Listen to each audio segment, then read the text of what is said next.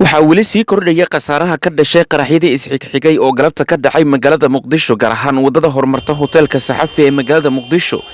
iyadoo meedad horle laga soo saarayo goobtii ay maanta qaraxyadu ay ka dhaceen waxaana goobta gaaray mas-uuliyiin ka tirsan maamulka gobolka banaadir saraakiisha kala duwan ee ciidamada kuwaasoo indhiindheynayay sida ay goobta wax uga dhaceen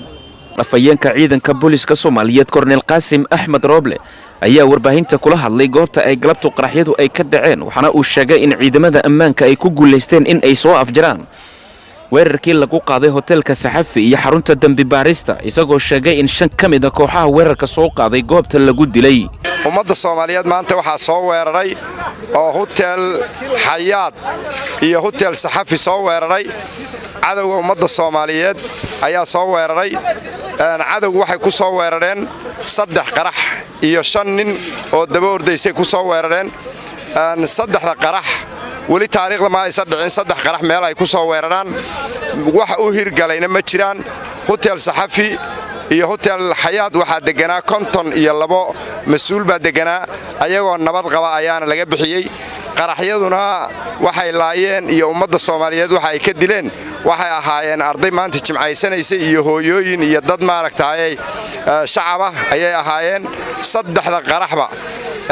halka ayay dhigeen meesha ayay ku soo weerareen 5 ninna ayagoo aan gelin oo aan gudaha gelin hoteelada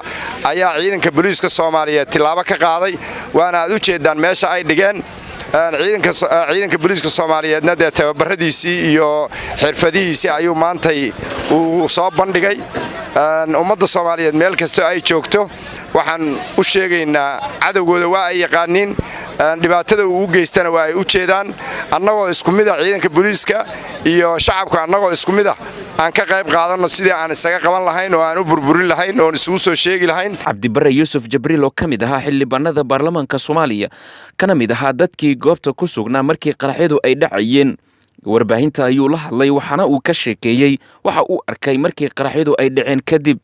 laakiin kollay inta halkaan la safay iyo intaan tirakoobkooda qaaday waxay ahayd 47 qof bay ahaayeen oo intaan arkay waxa ku jiray 3 dumar ah ku jirtay inta arkayay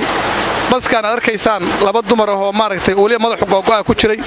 bajaashada waad aragteen oo dadkii ku jiro dhan waa wada googeen maaragtay naftoodii dhan baa googo'ay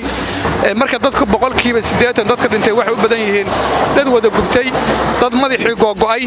marka hadee waa nasiib darro aad u weyn maaragtay arrimahan kale maaragtay inay dhacaan